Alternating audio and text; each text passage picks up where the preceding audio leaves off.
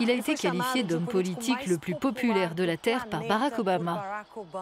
Mais sa disgrâce a été tout aussi spectaculaire que son accession au pouvoir. En 2017, l'ex-président du Brésil, Luiz Inácio Lula da Silva, a été condamné pour corruption et par la suite placé en détention. Des drames personnels se sont ajoutés à ces échecs politiques et beaucoup pensaient que Lula était fini. Mais en mars dernier, la Cour suprême du Brésil a annulé les condamnations pour lesquelles il a passé près de 2 ans en prison et rétabli ses droits politiques. Aujourd'hui, dans les sondages, il semble bien placé pour battre Jair Bolsonaro lors de la présidentielle l'an prochain. Mon invité dans The Global Conversation est l'ancien président du Brésil et superstar politique Lula. Monsieur le Président, merci beaucoup d'être avec nous. Lors de notre dernière conversation en 2016, vous m'aviez dit que vous ne vous présenteriez plus à la présidence, que vous étiez fatigué et que vous laisseriez la place aux nouvelles générations. De nombreuses choses se sont passées depuis et il semble que vous ayez changé d'avis, non ?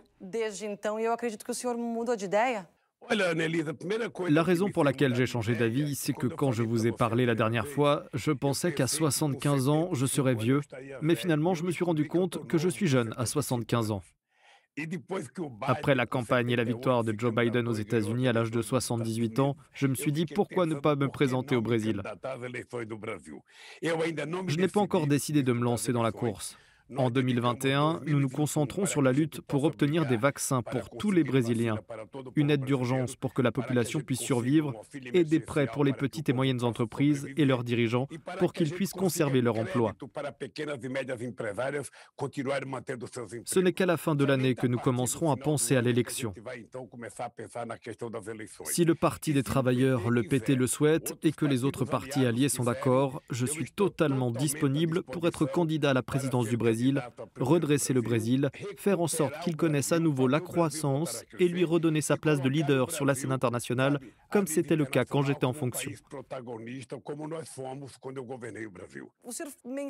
Vous parlez d'aider les Brésiliens à traverser la crise actuelle. Mais comment comptez-vous le faire sans être au pouvoir ? Avez-vous l'intention de demander une aide internationale, par exemple ? Nous ne nous contentons pas de faire du lobbying et de dénoncer. Nous nous battons aussi au Congrès national pour que le Congrès, qui comprend la Chambre des députés et le Sénat, aide à acheter les vaccins qui sont disponibles sur le marché. Le Brésil a été très irresponsable, Annelise. Le Brésil n'a pas acheté 70 millions de vaccins quand il aurait pu le faire dès le début de la pandémie. Le président de la République a été irresponsable. C'est un négationniste du Covid. Il ne croit pas au coronavirus, il ne croit pas au vaccin. La seule chose à laquelle il croit pour lutter contre le coronavirus, c'est de vendre des médicaments qui ne fonctionnent pas. Donc c'était problématique. Plus de la moitié des personnes qui sont mortes au Brésil sont dues à l'irresponsabilité et au comportement du gouvernement brésilien. Si le gouvernement avait agi de manière responsable et humaniste, créé un comité de crise et réuni des experts et des scientifiques, nous n'aurions pas le nombre de victimes que nous avons aujourd'hui. Vous parlez d'une crise qui a déjà coûté la vie à un demi-million de Brésiliens. Actuellement, au Brésil, plus de 1700 personnes meurent du Covid chaque jour. Pensez-vous vraiment que vous auriez mieux géré cette crise ? Oui, Annelise, et vous savez pourquoi ? Parce que quand la grippe H1N1 est arrivée, nous avons vacciné 83 millions de personnes en seulement 3 mois. Un président de la République ne doit pas nécessairement tout savoir. Son rôle est celui d'un chef d'orchestre. Il doit coordonner une équipe. Si le président avait créé un comité de crise, appelé des scientifiques à participer, sous la coordination du ministre de la Santé et des secrétaires chargés de la santé dans les différents États, et élaboré un protocole, nous n'aurions pas eu le nombre de victimes que nous avons eu au Brésil. C'est pourquoi je dis toujours que la moitié de ces victimes sont à mettre au compte du président de la République lui-même.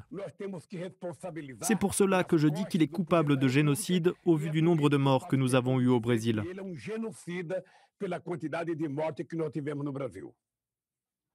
Le président que vous accusez de génocide, c'est Jair Bolsonaro, une personnalité très controversée, y compris au plan international.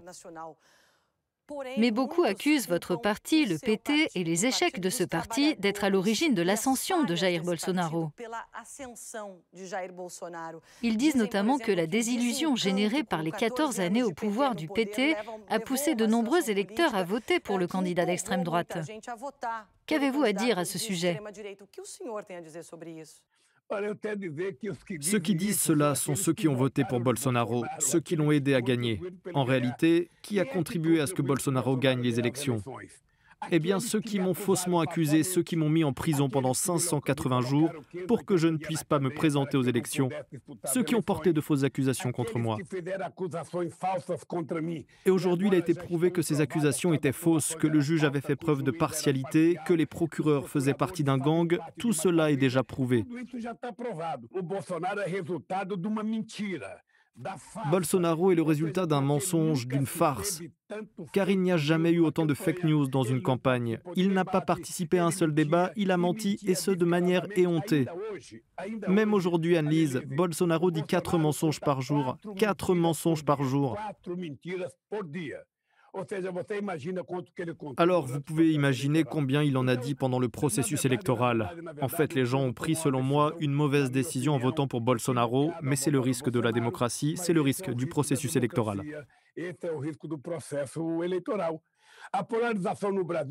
La vie politique au Brésil repose sur une polarisation différente aujourd'hui.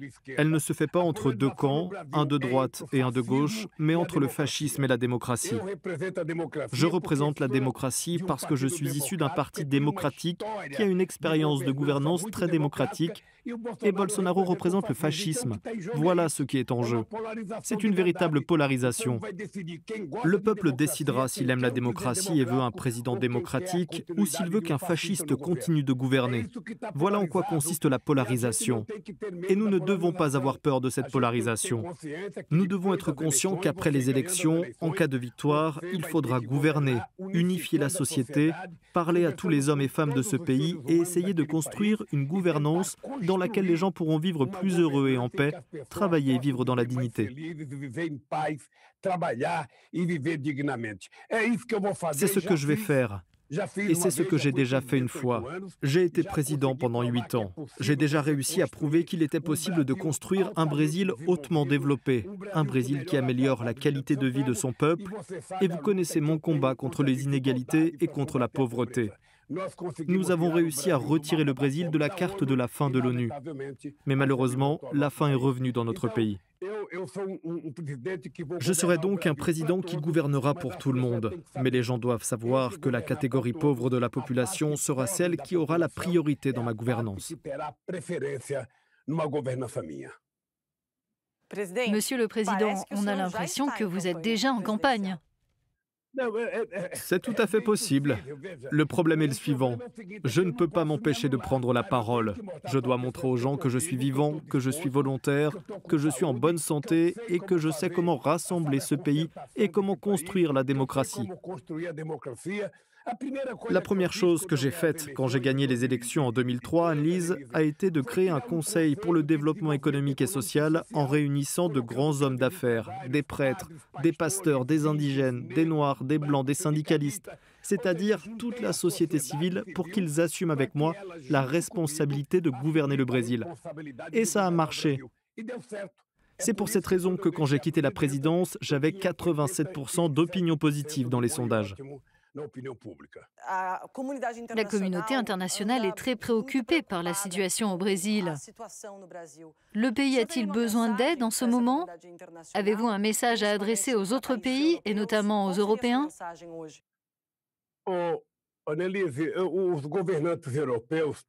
Les dirigeants européens, ceux qui sont au gouvernement et ceux qui l'ont été dans le passé, les syndicats, d'autres entités et les ONG connaissent le PT. Ils connaissent le Brésil et ils connaissent notre gouvernement. Nous avons eu une relation formidable.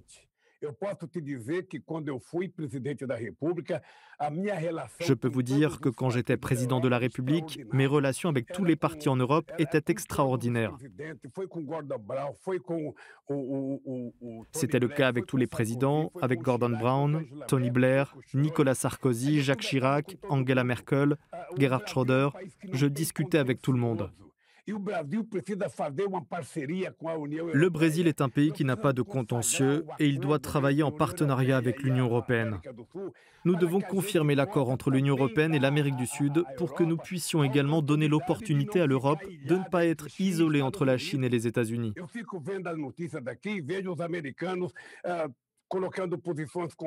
Je regarde ce qui se passe depuis ici et je vois les Américains s'opposer au gazoduc que l'Allemagne tente de construire avec la Russie. Je continue à voir les États-Unis se battre pour l'industrie de l'intelligence artificielle face à Huawei et pour l'industrie des données. Les États-Unis et la Chine doivent trouver un terrain d'entente. L'Europe ne peut pas être au milieu de cette opposition. C'est pour cela que l'Amérique latine et la relation avec le Brésil sont très importantes. Il faut que tous les pays comprennent que la guerre froide est terminée et que nous ne voulons plus de guerre nucléaire. Nous ne pouvons pas avoir de guerre commerciale ni de guerre dans l'industrie numérique. Nous devons construire un moyen d'améliorer la vie des gens.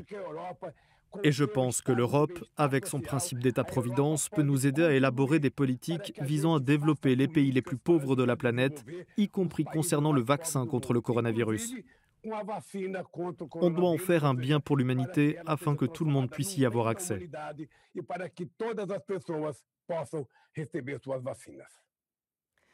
Monsieur le Président Luiz Inácio Lula da Silva, merci beaucoup d'avoir été avec nous dans The Global Conversation. Merci Anne-Lise et à une prochaine fois.